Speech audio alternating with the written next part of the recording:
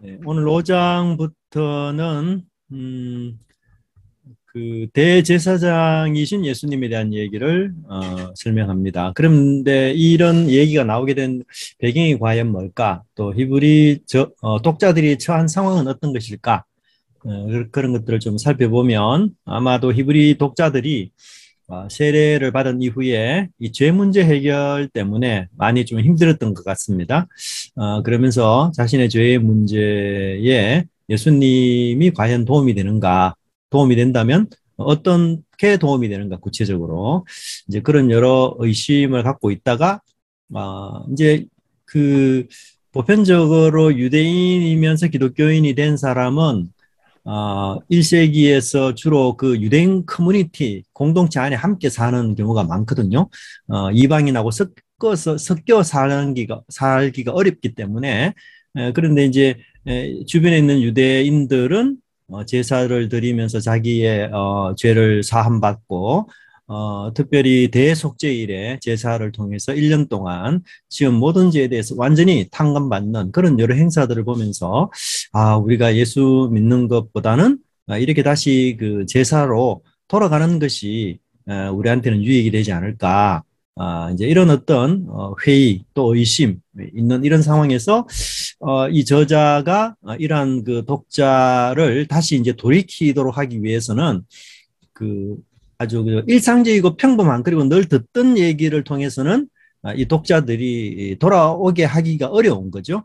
그래서 히브리 저자가 굉장히 독창적인 기독론을 제시하는데 그게 바로 대제사장적 기독론이에요. 그래서 이 신약 성경에서 예수님에 대한 대제사장적 기독론은 오직 히브리서에서만 나오고 있습니다. 그래서 이제 이 중심 부분이 사실은 예수님은 구약의 대제사장을 능가하는 대제사장이시면서 동시에 구약의 제물을 능가하는 완전한 제물로 오신 되신 분이시다. 이게 이제 굉장히 그 핵심적인 부분이고요. 뿐만 아니라 그 대속죄일의 그 제사의 죄사함과 예수님의 속죄의 죄사함을 이제 비교 대조하면서 예수님의 속죄 죄사함이 훨씬 더 그 효과가 있고 정말 하나님이 그 말씀하고자 하는 온전한 제사다. 그렇게 설명을 합니다. 그래서 과거, 현재, 미래의 죄만을 죄까지 다 해결해 주는 그런 분이시고 단지 십자가에서만 우리 죄를 용서해 준 정도가 아니고 지금도 하늘 성소에서 대제사장이 되셔가지고 제사를 드리는 분이시다. 그래서 우리 문제를 돌보시고 또 해결해 주시는 자비로운 분이시다. 그런 내용들을 계속해서 강조하고 있습니다. 자, 일단은 5장 1절부터 10절은 대제사장이라는 의미가 그 인크루지오를 형성하고 있고요. 4절까지는 이제 아론 계열 대제사장직의 요건, 그리고 5절부터 10절까지는 예수님의 대제사장적 요소, 이렇게 서로 대조를 하고 있어요. 그래서 아론 계열의 제사장직은 어떤 그 기준을 갖고서 하나님이 정하셨는지, 그리고 예수님도 대제사장이라고 하는데 그러면은 인간 대제사장의 기준과 예수님이 대제사장이 되는 기준이 어떻게 같은지 혹은 더 능가하는지 그런 것들을 5장 1절부터 10절까지 설명해 주고 있습니다. 자, 5장 1절부터 10절은 그게 칸에 나와 있는 것처럼 A, B, C, C-B-A- 이런 형태로 구성이 돼 있어요.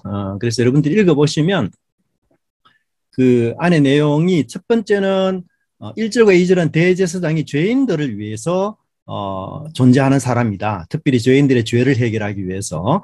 그래서 여기에서는 중요한 것은 하나님께 임명받은 자다. 이게 중요해요. 아무나 되는 게 아니고 대제사장은 오직 하나님으로부터 임명받은 자다.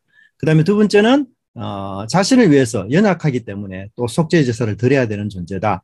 4절에서는 그러나 하나님의 영광스러운 임명을 받는 자다. 이렇게 이야기하고 있고요. 그러면 예수님도 대제사장이라면 임명을 받아야 되는데 언제 임명을 받았느냐? 5절과 6절에서 예수님의 임명을 이야기하는데 특별히 여기서 저자는 이제 시편 110편 오늘날 내가 너를 낳았다, 내 아들이다. 이 시편과 그 다음에 멜기세덱에 대한 시편을 110편을 인용을 해요. 그래서 이 복음서에서 예수님이 하나님의 아들이다 혹은 하나님 우편에 앉은 자다라는 인용과 여기서 나오는 히브리서에서 예수님을 그 분으로 인용하는 것에는 문맥적인 좀 차이가 있어요. 그래서 그런 부분들을 여러분 우리가 조금 생각하면 좋을 것 같아요. 그런데 이제 그 대제사장으로 임명받은 예수님이 결국 뭐 어떤 일을 하셨는가 하면은 7절과 8절의 속에서 고난 속에서도 순종함을 배워서 우리를 도울 수 있는 분이 되셨다. 예, 그렇게 설명을 하시고 마지막으로는 이제 9절과 10절에서 대제사장의 칭호를 얻으신 분이시다. 그래서 단지 예수님이 대제사장이라는 어떤 임명 때문에 자격이나 혹은 뭐 어떤 그 자질이 없어도 그냥 대제사장 역할을 한 분이다. 그게 아니고 임명을 받았을 뿐 아니라 고난 속에서 순종함으로써 이제 궁극적으로는 대제사장의 칭호를 얻으신 그런 분이시다. 그렇게 해서 그 인간 대제사장보다도 훨씬 위대한 분이시다. 그것을 설명하고 있습니다. 자, 좀 더 구체적으로 보시면 이제 그 1절을 보시면 사람 가운데 선택해야 된다는 것, 또 사람을 위해서 제사를 드린다는 것. 이것은 이제 대제사장이 기본적으로 그 사람과 일체감, 동질감, 사람을 위해 존재이기 때문에 그래서 그 사람의 연약함과 죄성과 이런 것들을 잘 알아야 된다는 거죠. 근본적으로. 두 번째는 이제 공감 능력이죠. 2절에 보면 무식하고 미혹된 자. 예. 이게 죄인들을 뜻하는 그런 단어들인데 왜 그러면 대제사장이 천사가 아니고 사람에게서 나와야 되느냐? 그 이유는 바로 이 공감 능력 때문에 그렇다. 네.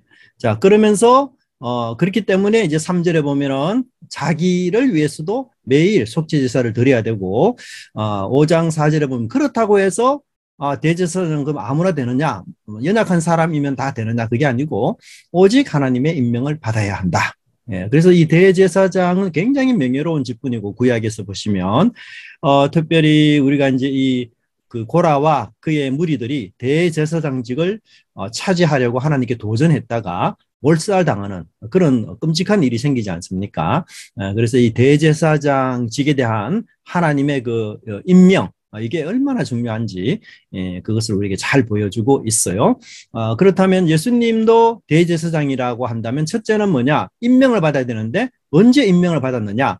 시편 2편 7절에 너는 내 아들이다. 내가 오늘 너를 낳았다. 사실 이게 이제 왕의 대관식 때 이 시를 인용하거든요. 대관식. 왕으로 이제 인정을 받을 때, 수위식을 할 때에.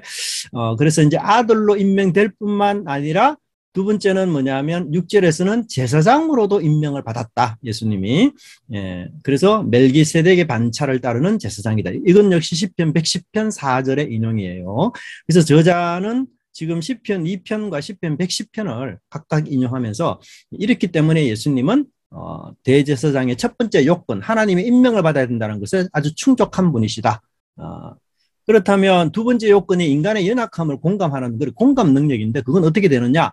7절과 8절에서 보면 예수님이 특별히 고난으로 순종함을 배워서 그 인간의 연약함을 너무나 잘 아신 분이시다.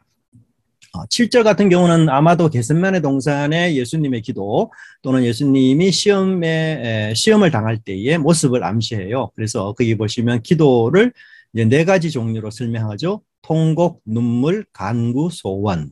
네. 그리고 그의 경건하심으로 말미암아 그 기도가 응답받았다 이렇게 말하는데 이 경건함이 사실 굉장히 좀 모호한 표현인데요. 그 8절을 보시면 순종으로 나와요. 그가 아들이면서도 받으신 고난으로 순종함을 배워서. 그래서 예수님의 경건이 뭐냐? 이 순종이죠, 순종. 그래서 겟세마네 동산에서 끝까지 순종하심으로써 응답을 받으신 분이시죠. 근데 참 예수님이 어떻게 배우는 분이다라는 것, 이게 굉장히 독특한 일이죠. 예수님은 복음서에서 어떤 분으로 등장합니까? 늘 가르치는 분이잖아요. 선생님이고, 그죠? 그런데 여기서는 아들이면서도 배우신 분이시다. 그렇게 이야기하고 있어요. 그래서 이 고난을 통해서 하나님께 절대적으로 무릎을 꿇고 순종함으로써 우리의 형편과 처지를 너무나 잘 알고 있고, 알 뿐만 아니라 이 고난에 넘어지거나 혹은 뭐 흔들리게 되면은 사실 이제 우리를 궁극적으로 도울 수 있는 힘이 없는 분이잖아요. 근데 똑같은 시험과 고난 속에서도 순종을 배워서 흔들림 없이 잘 견디고 결국은 승리하셨기 때문에 연약한 우리가 승리할 수 있도록 도울 수 있다는 거죠. 네.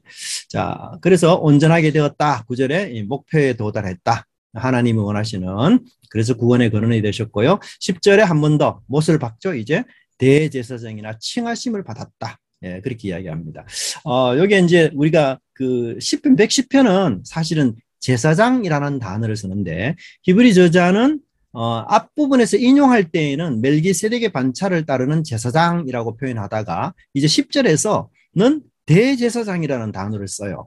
예, 그래서 여기서는 이제 그 예수님이 제사장 중에서도 최고의 제사장이심을 암시해주고 있습니다. 자, 근데 이제 문제는 이런 진리를 계속 가르치려고 하는데 이 독자들이 너무나 둔한 상태에 빠져 있다. 미숙하다. 그래서 이제 염려해서 여기에는 이제 경고를 하고 동시에 격려를 하는 이런 패턴이 나오고 있습니다. 자, 5장 11절부터 6장 12절이 이제 한 단원으로 나오는데 여기서는 둔하다라는 이 단어가 인클루지오를 형성하고 있습니다. 자, 5장 11절을 보시면 자, 독자들이 기본적으로 복음을 전수받았고 신앙생활을 하지만 그것을 버리고 유대교로 돌아가는 그 위험성에 대해서 저자가 아주 강한 언어로 경고하는데요. 어떤 강한 언어로 경고하는가 하면 제2의 회개는 있을 수 없다. 예, 이제 너희들이 만약에 유대교로 돌아가면 이제는 예수님과의 관계가 끝이다. 그렇게까지 강한 경고를 하고 있어요. 그래서 이제 이 저자가 이렇게까지 말하는 것은 그 독자들이 굉장히 지금 위험한 상황에 있다는 것을 인지한 것 같아요. 그래서 마치 그 낭떠러지에 서 있는 그 독자들을 향해서 마지막 심각한 경고를 통해 다시 그 낭떠러지로부터 이렇게 돌아서도록 하기 위한 이런 조치로 우리가 볼 수가 있습니다. 자, 넘어가면 이제 1번을 보시면 11절, 12절을 보시면 수신자들의 영적 상태, 다양한 단어들을 보시면 그 듣는 것이 둔하다. 예, 이 듣는 것이 둔하다라는 말은 문자 그대로 보면 좀 이상한 표현이잖아요. 이렇게 청력에 문제가 있나? 뭐 이런 생각을 할 수 있는데 그런 뜻보다는 이제 듣는다라는 말은 주로 순종하는 것과 연관이 많아요. 그래서 하나님 말씀을 듣고 순종하는 것에 너희들이 잘 하지 못한다. 그 말이죠. 그래서 이제 성장하기 위해서는 듣고 순종하는 데까지 나가야 사실 성장할 수가 있어요. 네, 그래서 듣기만 하면은 성장이 되지 않습니다.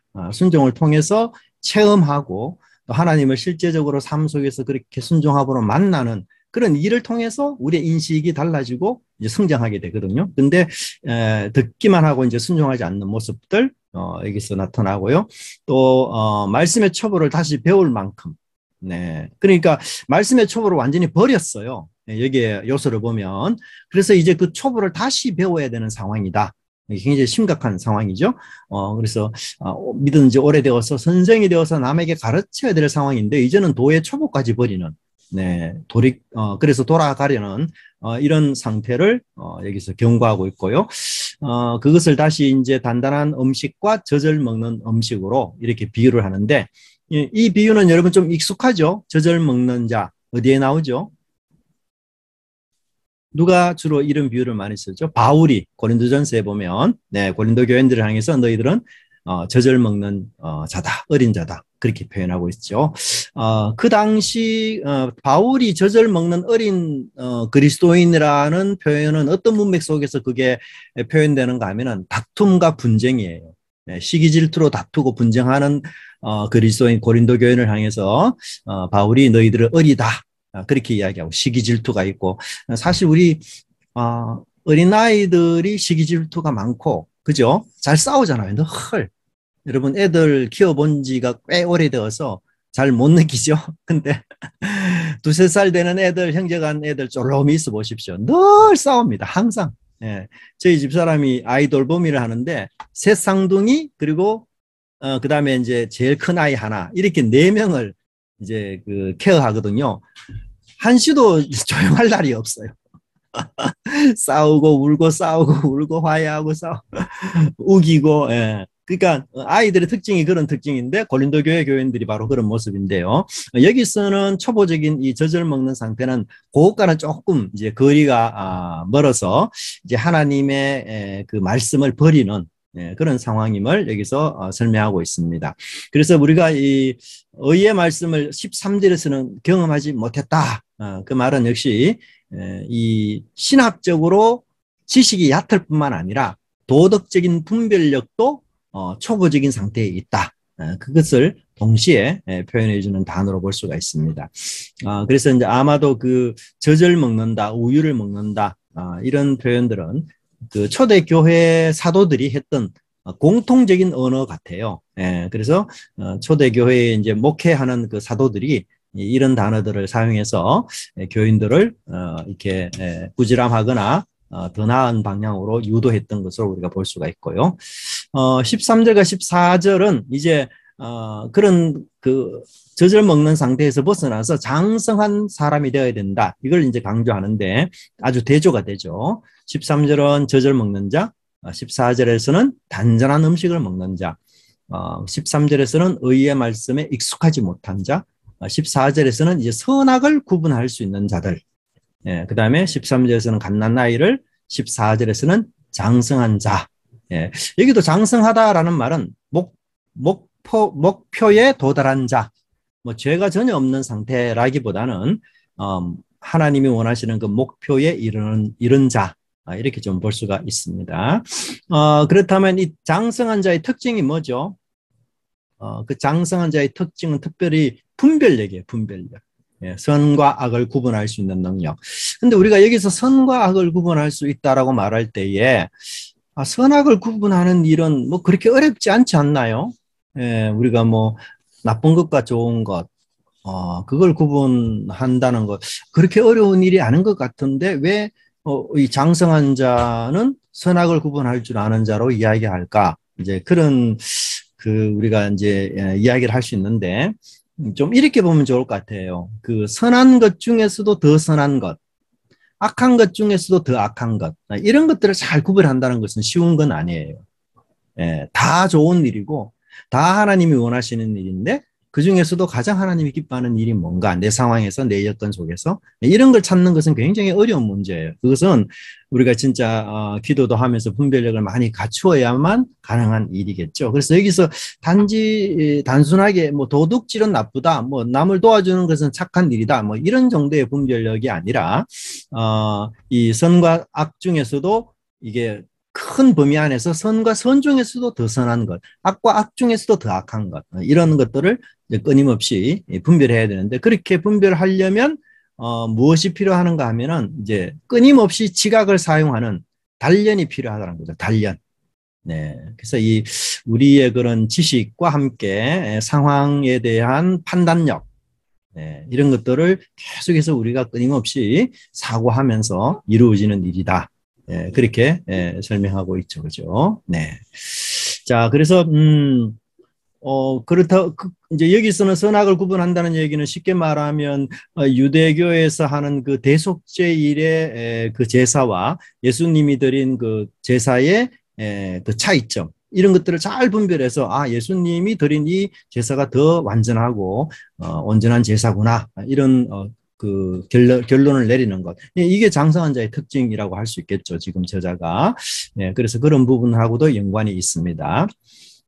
그렇다면 6장에 들어와서는 미숙한 초보적인 가르침을 6가지로 이제 설명을 해요.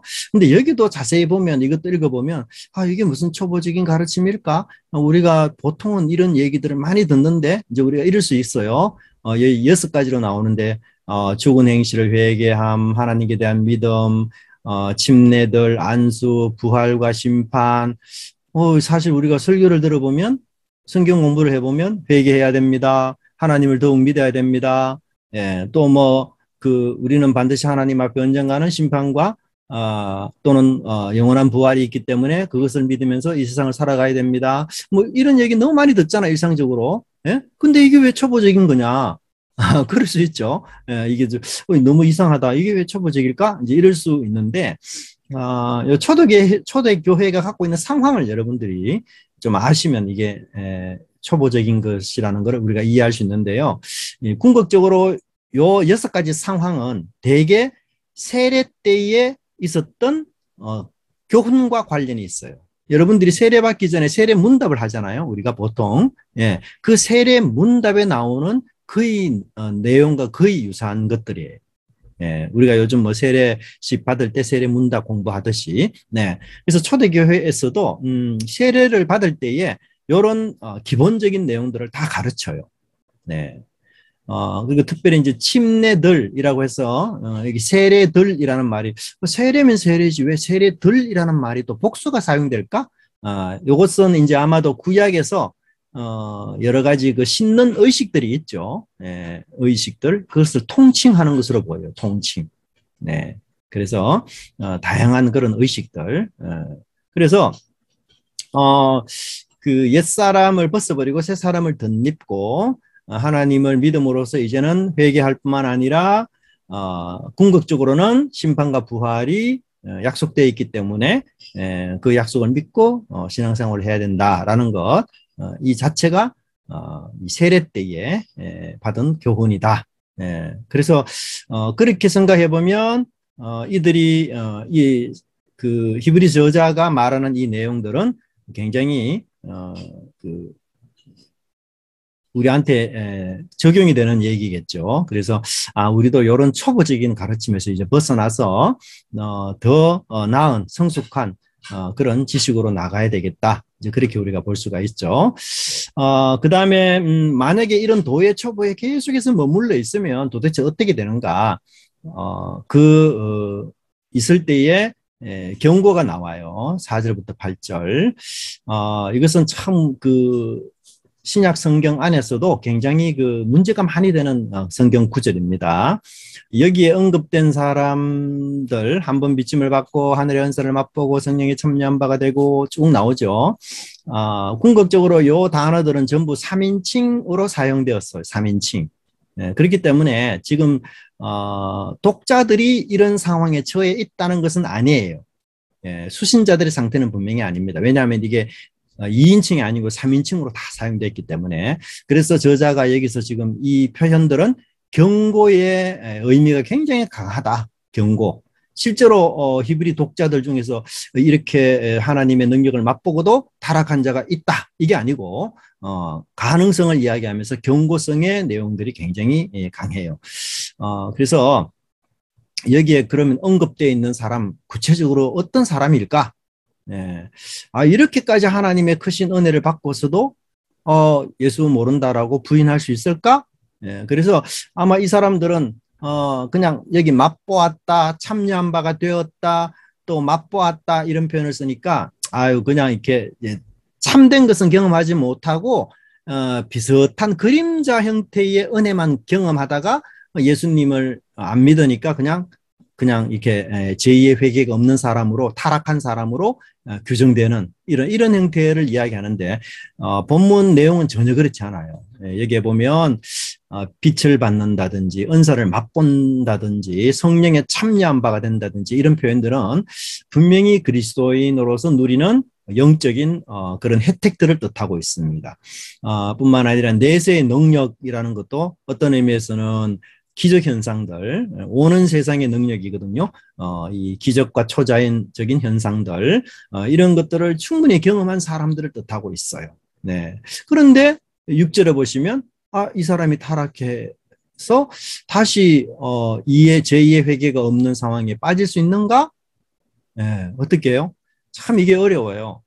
그래서 이 타락해서 다시 이거 참 왜냐하면 이게 우리가 지금 성경에서 크게 말하는 게 성도의 견인이 있잖아요. 우리 성도의 견인. 그래서 하나님의 구원은 실패함이 없고 또 하나님이 한번 구원하신 사람은 어떻게 해요? 끝까지 이끌어 가시고 인도하신다.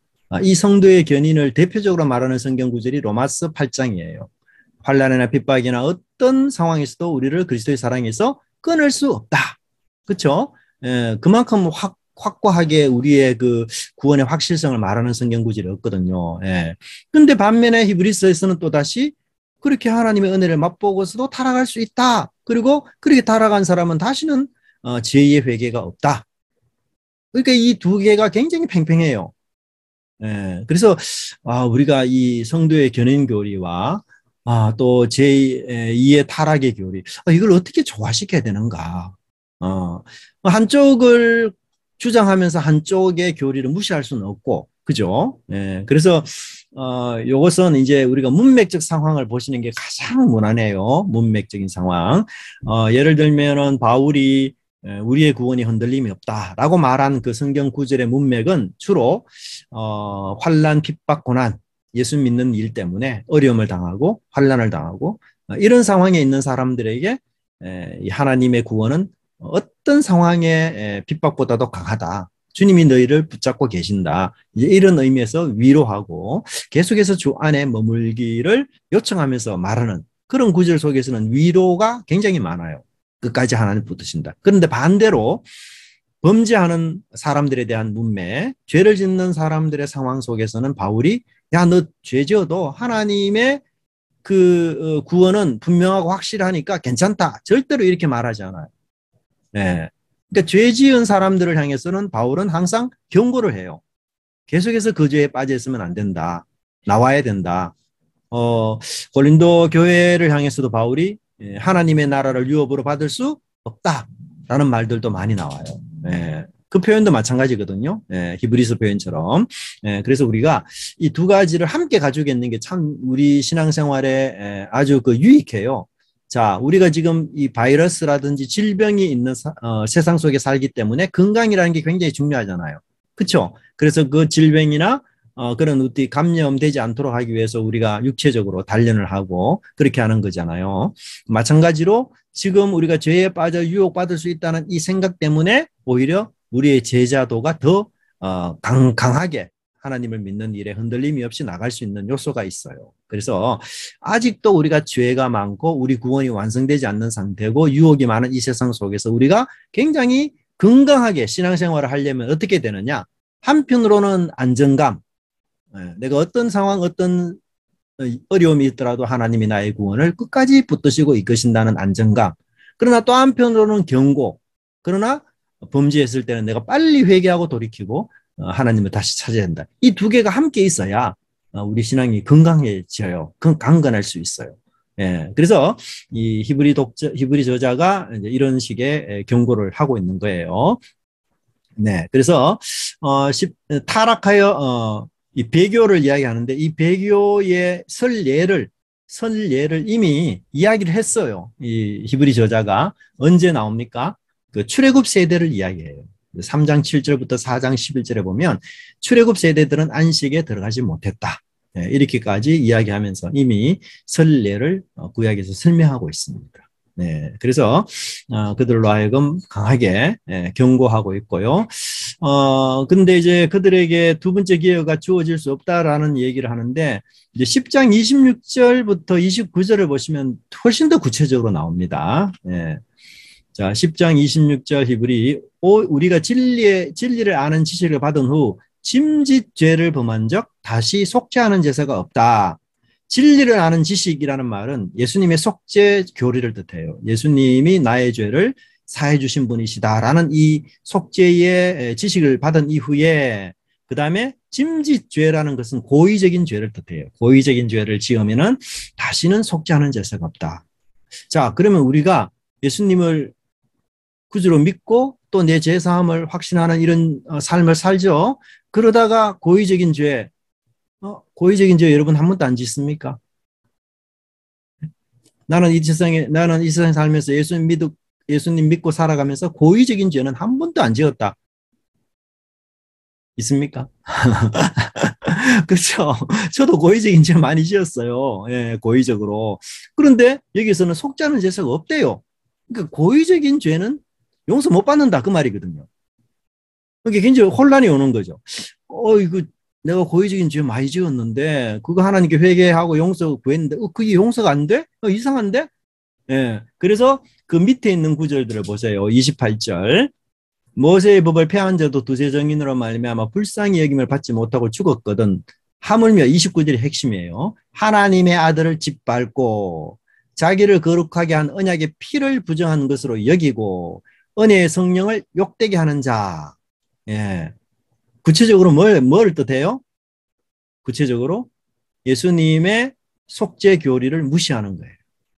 그렇죠? 그죠? 여기 29절에 보면 하나님의 아들, 언약의 피, 은혜의 성령. 은혜의 성령도 역시 예수님의 속죄의 은혜를 암시하고 있어요. 그러니까 이 29절은 모두 예수님의 십자가의 그 대속의 은혜를 말하고 있어요. 그런데 이 십자가의 대속의 은혜를 부정하는 자들은 다시는 속죄하는 죄가 없다.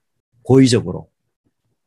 이해되죠? 그래서 모든 고의적인 죄가 다 죄사 속죄가 안 된다. 이런 뜻이 아니고 29절을 보면은 아들을 짓밟는 것, 하나님의 예수 그리스도께서 나의 죄를 속해 주셨다는 사실을 부정하는 자들.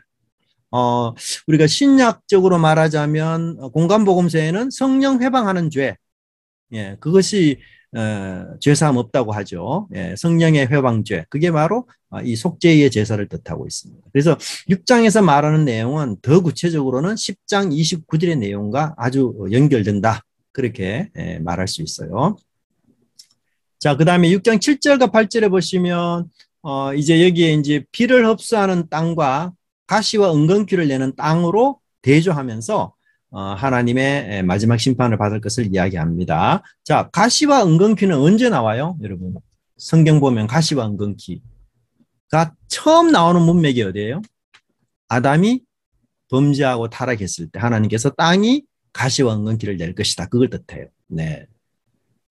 그래서 하나님의 심판이 있을 것을 여기서 암시하고 있습니다. 네.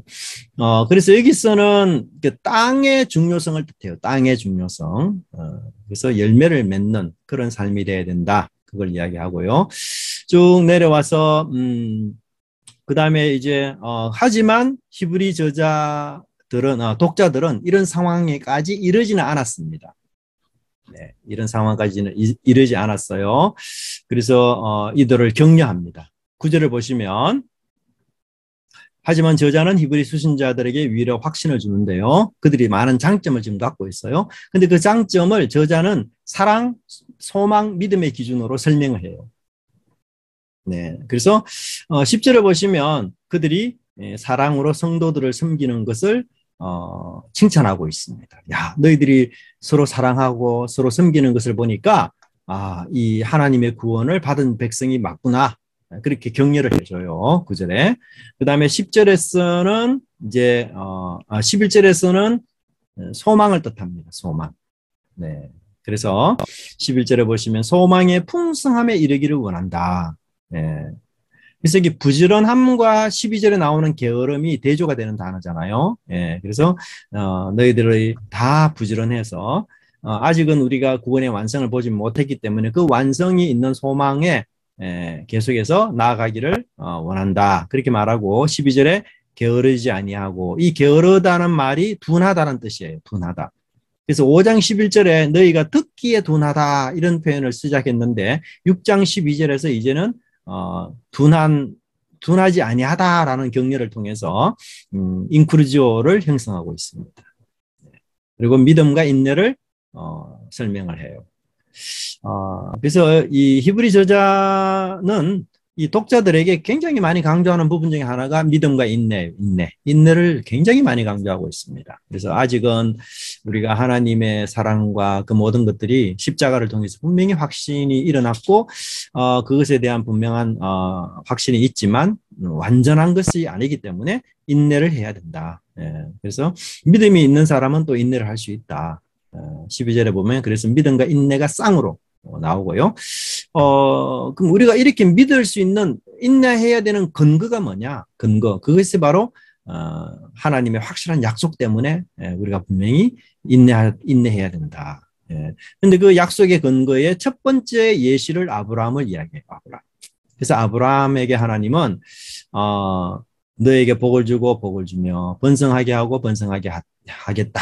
그렇게 약속을 아브라함이 믿고서 결국은 그 약속을 이루게 되었던 거죠. 그렇다면 이 6장 14절의 내용이 언제 나오는가 하면 이삭을 바칠 때 나와요. 하나님께 이삭을 드릴 때에 하나님께서 내가 너에게 씨를 크게 번성하게 해주겠다. 대적의 문을 얻겠다. 그런 약속을 하셨는데 그 약속을 빌어서 그가 받고 또 성취하게 돼요. 네. 그래서 아브라함처럼 너희도 인내하면서 그것을 이루도록 그렇게 설명을 하고요. 뿐만 아니라 하나님이 보증한 거기 때문에 분명히 인내해야 된다. 확실하다.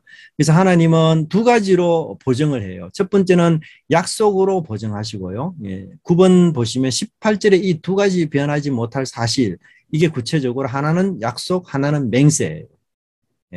이것은 두 가지 변하지 못할 사실이에요. 그래서 하나님이 사실은 너무나도 신실한 분이기 때문에 약속만 해도 되는데 약속을 했을 뿐만 아니라 맹세까지 하셨다는 거죠.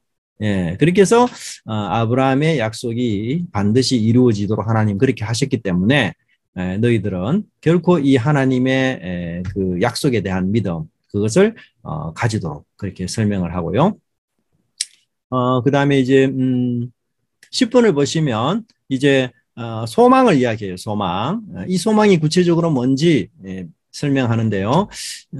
이 소망은 19절에 보시면 휘장 안으로 들어갔다. 예수님이. 이게 뭔가 하면 예수님이 하늘 지성소로 들어갔다는 뜻이에요. 하늘 지성소로. 그래서 하늘의 대제사장이 되셔서 우리를 계속해서 위로하시고 또 우리의 현재의 문제에 대해서 죄의 문제에 대해서 예수님이 계속 해결해 나가신다라는 것을 뜻하고 있습니다. 네. 자, 19절 보시면 이 소망을 가지고 있는 것은 영혼의 닷 같아서 이 소망이 얼마나 든든한지 저자는 배에 있는 닷으로 설명해요. 닷. 닷은 사실 안정성, 확실성 이것을 보증하는 아주 상징적인 뜻이죠. 그만큼 든든하다는 거죠. 닷이 내려져 있는 배는 뭐 절대로 흘러 떠내려가지 않겠죠. 그런 소망인데 그게 뭔가 하면 구체적으로는 예수님이 휘장, 여기 하늘의 지성소를 뜻합니다. 하늘의 지성소로 들어가셨어요. 그 왜 거기에 들어가셨는가? 무엇으로 영원한 대제사장이 되셨어. 네. 그래서 예수님의 대제사장적 그 뭐랄까 행위는 땅에서뿐만 아니라 하늘에서까지도 지금 계속되어지고 있다. 그래서 영원한 대제사장이 되신 분이다. 사람들은 영원하지 못하기 때문에 대제사장이 계속 바뀌어야 되거든요. 근데 예수님은 지상에서 뿐만 아니라 하늘에까지 가서도 지금 지성소에서 대제사장 노릇하고 계시기 때문에 영원한 분이다. 그래서 예수님 한 분으로 만족할 수 있다. 그것을 저자가 설명하고 있습니다. 네, 그래서 이제 그 뒤로는 예수님이 이제 멜기세덱의 대제사장보다도 얼마나 더 레위 대제사장보다도 얼마나 더 뛰어난 대제사장인지를 본격적으로 7장에서 이제 설명을 하고요. 이제 8장에서는 새 언약에 대해서 또 연결해서 쭉 설명을 하는 것으로 우리가 볼 수가 있습니다. 네, 그래서 이제 7장을 보십시다. 4번. 네. 자, 본장에서는 멜기세덱 계열을 따른 예수님의 대제사장직을 레위 계열을 따른 대제사장직과 대조를 이루는 모습으로 소개하고 있고요. 이러한 사실을 입증하는 과정에서 창세기 14장과 저자가 시편 110편을 적극 활용하고 있습니다. 근데 이 두 구절이 유일하게 멜기세덱이 언급되고 있는 구약 성경에서 언급되고 있는 유일한 경우다. 그래서 사실 멜기세덱이 구약에서는 뭐 두드러진 인물이 아니에요. 그런데도 아주 저자가 아주 날카롭게 독특하게 예수님의 대제사장직을 이 설명하는 데 있어서 멜기세덱을 적극적으로 활용하는 그런 모습을 우리가 볼 수가 있습니다. 자, 그렇다면 예수님이 구체적으로 어떻게 레위 제사장보다 뛰어나냐? 자, 우선 1절부터 10절은 이제 멜기세덱이 아브라함을 만났다라는 말이 인크루지오를 형성하고요. 거기 1절과 2절 그리고 4절과 10절을 보면은 같은 주제가 반복이 돼요. 그래서 만남, 축복, 11조. 그 다음에 A-B-C-E도 만남, 축복, 11조. 네. 근데 만남은 10절에 나와요. 10절. 네. 7장 10절을 보시면 멜기세덱이 아브라함을 만날 때에 그래요. 그 다음에 이제 축복은 6절에 나옵니다. 6절. 멜기세덱은 아브라함에게서 10분의 1을 취하고 약속을 받은 그를 위하여 복을 빌었다. 11조는 또 4절에 나옵니다. 예. 아브라함도 노량물 중 10분의 1을 그에게 주었다. 그렇게. 그래서 앞에 나오는 내용하고 뒤에 나오는 내용을 반복해요. 자, 그렇다면 레위 제사장직보다도 멜기세덱 제사장직이 우월한 세 가지 이유. 첫째는 뭐죠? 아브라함이 멜기세덱에게 11조를 바쳤다는 거예요. 네, 그렇죠. 11조를 바쳤다라는 사실 자체는 멜기세덱이 훨씬 우월하다 그런 뜻이 있는 거죠. 특별히 저자는 여기서 아브라함이 노량물 중에서 11조를 바쳤다고 말해요. 노량물 중에. 그러면 아브라함이 어떤 사람이죠? 승리자예요. 승리자. 그죠? 전쟁에서 승리했기 때문에 탈취한 그 탈취물의 10분의 1을 멜기세덱에게 줬거든요. 이 창세기를 보면. 그렇기 때문에 아브라함이 승리자인데 승리자가 멜기세덱에게 10분의 1을 바쳤다는 얘기는 멜기세덱이 얼마나 위대하냐. 그 위대성을 더 강하게 강조하고 있습니다. 두 번째는 위대한 이유는 뭐냐면 멜기세덱이 아브라함에게 축복을 주었다는 거죠. 그죠? 네. 세 번째는 레위 제사장은 영원하지 못한 데 반해서 멜기세덱은 뭐예요? 영원하다. 네. 그게 반복이 돼요. 그렇기 때문에 훨씬 위대합니다. 네. 그렇죠? 네. 자, 그러면 본문을 조금만 보시면 멜기세덱이 갖고 있는 다양한 이름이 살렘 왕이고 그 다음에 제사장이다. 이중직을 뜻해요. 왕이면서 제사장이다. 이중직. 근데 그 왕을 2절에 보면 저자가 조금 더 확대했어요. 살렘 왕이면서 의의 왕으로 또 설명을 해요. 근데 왜 저자가 살렘 왕 하나만 써도 되는데 왜 또 의의 왕을 여기에 2절에 추가할까?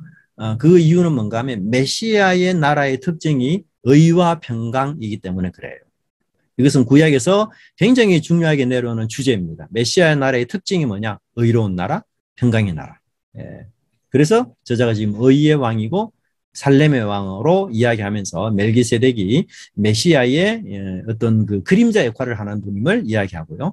3절에 보시면 영원하다는 얘기를 이 멜기세덱은 아버지, 어머니, 족보, 시작한 날 생명의 끝도 없다. 네, 사실은 멜기세덱이 창세기 14장에만 딱 한 번 나타났다가 사라져요. 그래서 굉장히 신비한 인물이에요. 멜기세덱은 족보, 어머니 누구냐? 아무도 저자는 밝히지 않아요. 네, 그래서 굉장히 신비해요. 물론 뭐 이 사람이 시작한 날, 출생한 날 있죠. 뭐 또 결국은 죽었을 거 아니에요. 생명의 끝도 있어요. 그런 표현이 아니고 멜기세덱의 출생이나 죽음에 대해서 아무것도 알 수 없다 이 말이에요. 네. 자, 그래서 마치 영원히 살아계신 하나님의 아들과 같은 존재다. 그렇게 설명을 하고 있습니다. 자, 4절에서는 이제 멜기세덱이 얼마나 높은지를 쭉 설명하는 내용이죠. 11조 축복, 그 다음에 영원한 것. 네. 그렇게 설명을 하고요. 그 다음에 3번을 보시면 5절과 6절에 아브라함과 레위의 아들들을 비교하여 다음에 빈칸을 채워보세요. 아브라함은 약속들을 받은 자잖아요. 약속들을 받은 자. 근데 레위 제사장들은 어떻게 해서 레위 제사장직으로 직분이 돼요? 율법과 계명을 통해서 레위 제사장직이 임명이 돼요. 네. 근데 이 아브라함은 약속, 레위 제사장들은 율법과 계명. 네. 그런데 멜기세덱은 이들을 초월해요. 네. 약속을 받은 자들을 초월하고 율법과 계명을 받은 자들을 모두 초월해요. 네. 그렇기 때문에 멜기세덱이 그처럼 뛰어난 아브라함을 축복할 수가 있었다. 그렇게 이야기하고요. 7절에서는 작은 자가 더 큰 자에게 축복을 받는다. 아주 일반적인 원리를 설명하고 그 다음에 기간을 또 여기서 설명하죠. 영원한 것과 영원하지 못한 것들. 예, 쭉 설명을 해요. 자, 그 다음에 이제, 2번 항목, 멜기세덱 계열을 따라 임명된 더 나은 제사장 예수님 보십시다. 여기서는 이제 완전이라는 개념이 인크루지오를 형성합니다. 자, 4번 문제를 바로 볼게요. 예수님은 레위 계열이 아니죠. 그러한 율법의 기준으로 본다면 당연히 제사장이 될 수 없어요. 하지만 12절에서는 예수님이 제사장이 될 수 있는 가능성이 있다는 설명이 나오는데 그게 뭔가 하면 바로 뭐죠? 12절에 예, 제사 직분이 바꾸어졌은즉 율법도 반드시 바꾸어지리니 그렇게 굉장히 놀랍죠. 예. 제사 직분이 바뀌면 율법도 바뀌어야 된다. 우리는 보통 율법 이러면 이게 항상 영원한 것으로 생각하거든요. 예. 근데 이 히브리 저자는 굉장히 새롭게 봐요. 예. 여기서 우리가 이제 뭐 변한다, 바뀐다 이 말 자체가 마치 조금 뭐랄까 좀 부정적인 의미를 여러분들이 갖고 있는 듯한 느낌이 드는데 그게 아니고 사실은 완성의 의미가 있어요. 완성. 율법도 바뀌는 이유는 완성을 향해 가기 때문에 율법 자체가 불완전하기 때문에 바꾸어야만 그게 완성이 되고 제사도 불완전하기 때문에 그것이 뭔가 바꾸어져야 완전해진다. 그렇죠? 그래서 제사 직분이 불완전한 이유는 뭐죠? 제사장이 여러 명 있어야 되잖아요. 여러 명. 완전하다면 한 명으로 충분한데 불완전하니까 여러 명이 필요한 거죠. 예.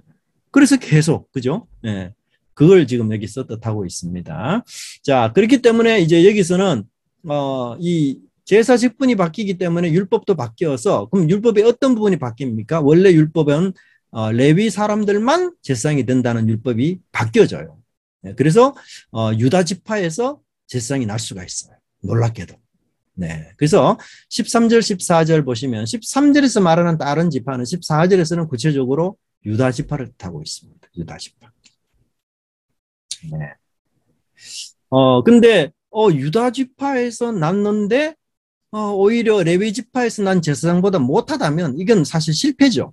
예. 근데 유다 지파에서 나면서 동시에 레위 지파에 난 제사장들보다도 훨씬 뛰어난 분이기 때문에 훨씬 더 합당한 거예요, 이게.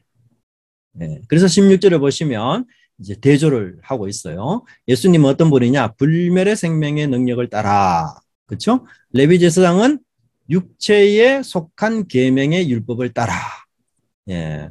그래서 계속 대조가 되죠. 능력과 율법이 대조가 되고요. 생명과 계명이 대조가 되고 불멸과 육체가 대조가 됩니다. 네. 그래서 이 외적인 모습과 내적인 부분이 다 대조가 돼요. 그렇기 때문에 우리가 예수님이 유다 지파로 태어나셔서 오히려 대제사장이 되신 것은 율법과 제사장직을 오히려 완전케 하는 그런 놀라운 것임을 이야기하고 있습니다. 그래서 이 주제를 이어받아서 7번을 보시면 한편으로 다른 한편으로 이야기하면서 이 율법의 한계를 언급해요. 율법의 한계. 그러면 율법이 왜 그렇게 변해야 되는가? 이유가 뭔가? 율법이 한계가 있기 때문이다. 첫 번째는 어떤 한계예요? 율법이 연약합니다. 생명을 주지 못하고 활력을 제공해 주지 못해요. 둘째로 율법은 무익합니다. 사람을 완전케 하지 못해요. 그래서 결론은 율법은 폐지되었다. 더 강한 어조로 말하죠. 12절에서는 율법이 바뀌었다 이렇게 말하는데 지금 19절에서는 네, 결론적으로는 폐지됐다라고 이야기. 18절에 나오죠. 18절. 네. 그래서 율법이 그림자 역할이고 실체는 바로 예수님이다. 네. 그래서 그 예수님이 이 실체로서 그림자의 기능을 모두 다 완성하신 분이시다. 네. 자, 그렇다면 우리에게는 어떤 결과가 있는가? 더 나은 소망. 더 나은 소망이 나와요. 자, 8번을 보시면 22절은 앞구절에 나왔던 맹세와 새로운 주제를 이야기하는데 그것은 무엇입니까? 네. 22절을 보시면 새로운 주제가 뭔가 하면 언약을 뜻해요. 언약. 네. 그러니까 예수님의 이 유다 지파로서 대제사장직이 된다는 것은 율법을 지금 초월한 거고 그 율법을 초월했다는 것은 옛 언약을 넘어서서 새 언약을 이루셨다는 것으로 연결이 돼요. 네. 그래서 19절에 더 좋은 소망을 22절에서는 어떻게 표현해요? 더 좋은 언약이라고 표현해요. 네. 그래서 소망이 결국은 새 언약을 뜻합니다. 그렇게 해서 이제 새 언약으로 넘어오게 돼요. 주제가.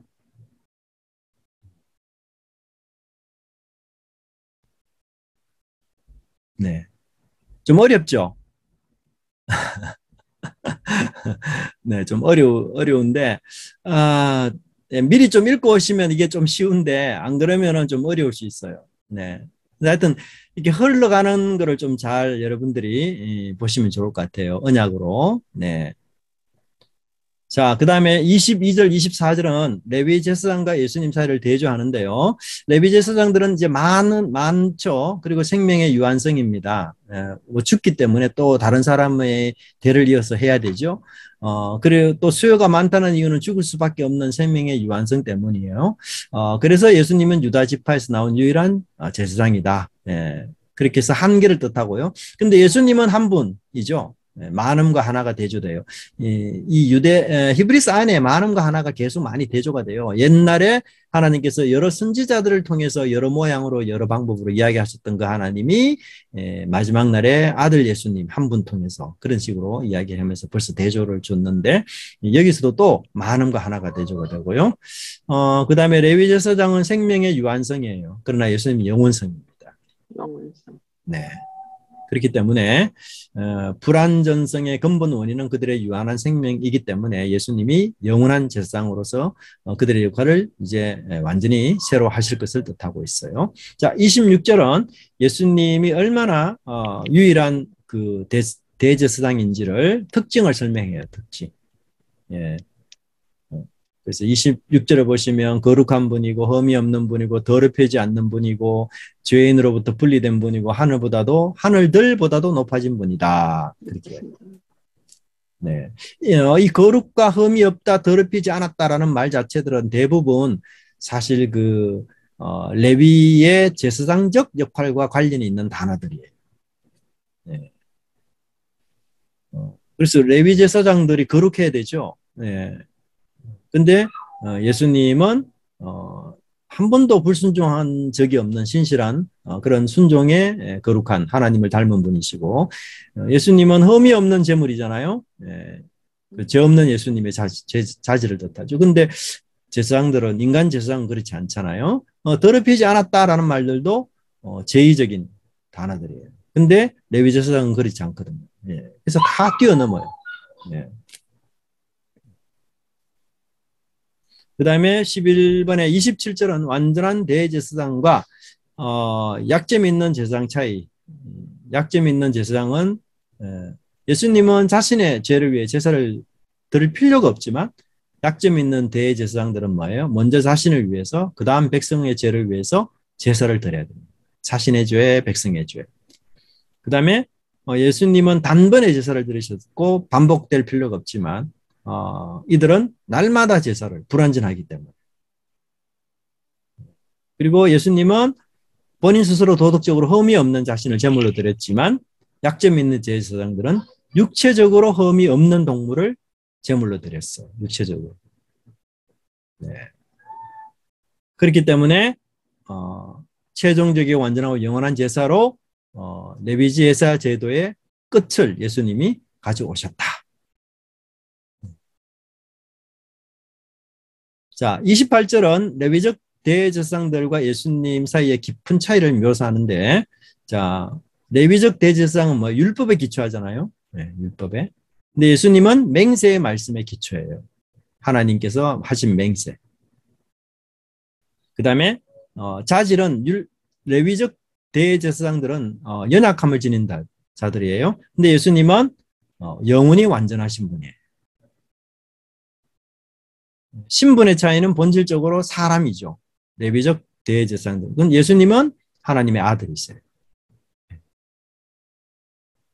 그래서 이런 차이 때문에 결국 예수님이 완전한 대제사장으로서의 역할을 감당할 수 있었고, 그리고 또한 우리가 당하는 고난들을 충분히 인지하시기 때문에 우리의 죄와 또 연약함을 도울 수 있는 그런 대제사장적 자격이 되시는 분이시고, 지금도 하늘 성소에서 천상의 성소에서 우리를 위해서 지성소에서 기도하시는 분이시다.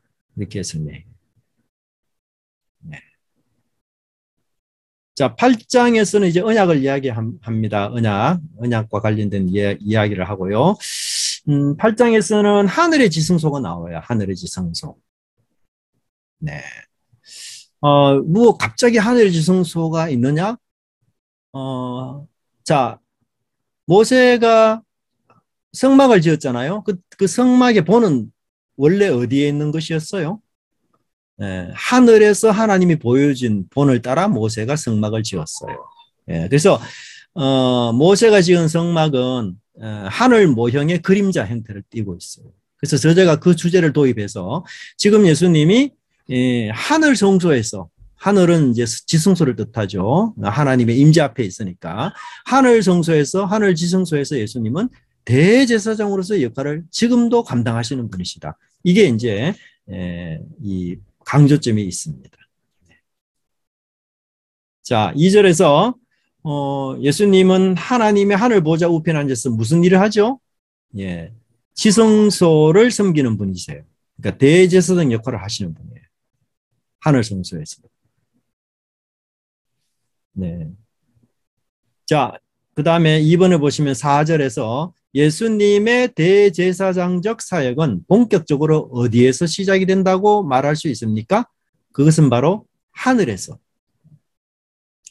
시작이 된다라고 말할 수 있어요. 왜냐하면 지상에서는, 즉 율법의 어떤 요구로 본다면 예수님은 제사장 자격의 요건을 갖추지 못한 분이에요.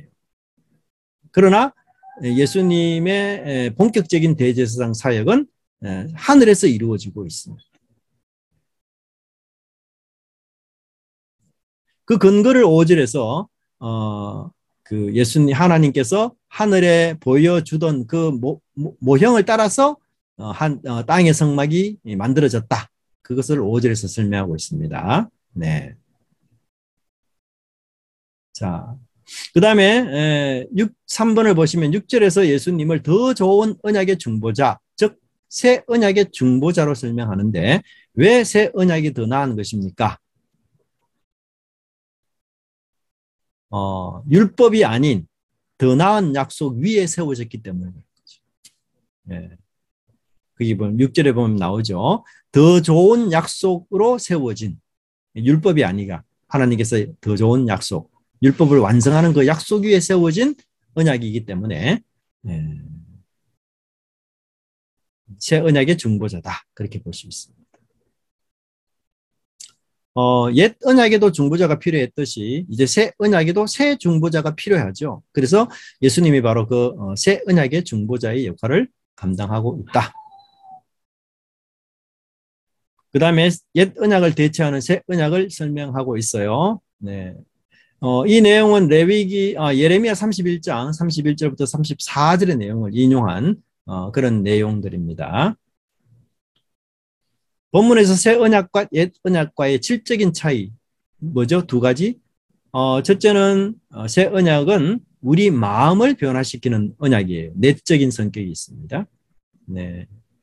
둘째는 옛 언약이 해결하지 못했던 죄의 문제를 새 언약에서는 완벽하게 해결해요. 효과적으로.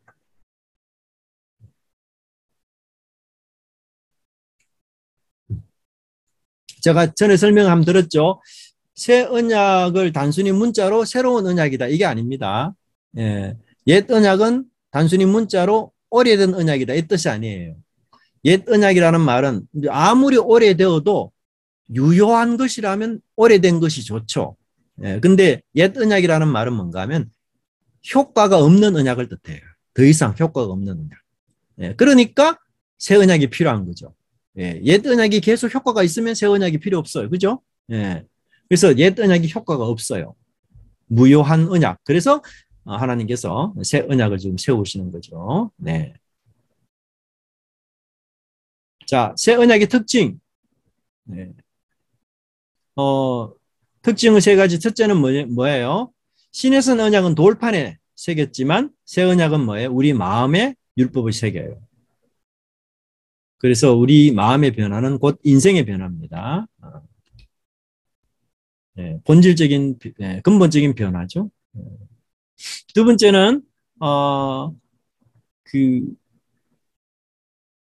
옛 언약에서는, 그 제사장이나 선지자나 왕, 특별한 몇 사람만 율법을 알 뿐이에요. 근데 새 언약에서는 작은 자로부터 큰 자까지 모두가 하나님을 알도록, 예, 자원해서 하나님을 알고자 해요. 예. 하나님을 안다는 것은 충성을 뜻합니다. 충성. 하나님을 알게 되면 그 하나님께 충성하게 되는 거죠. 네. 셋째는 불의와 죄의 문제를 해결해 줍니다. 불의와 죄의 문제를. 네. 옛 언약은 이 불의와 죄의 문제를 해결해 주지 못해요. 네. 그러나 새 언약은 하나님께서 불의와 죄의 문제를 다 해결해 줍니다. 네. 궁극적으로 하나님께서 더 이상 기억하지 않겠다. 네, 놀라운 거죠. 이게 하나님 놀라운 은혜입니다. 그렇죠? 네.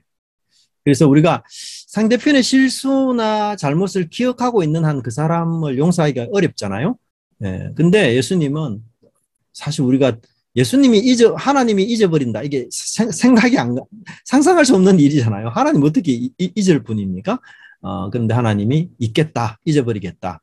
그렇게 이야기하시죠. 그래서 죄의 문제를 완전히 하나님이 해결해 주셔요. 네.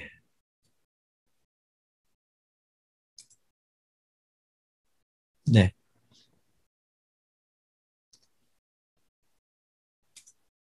오늘 여기까지 할게요. 네.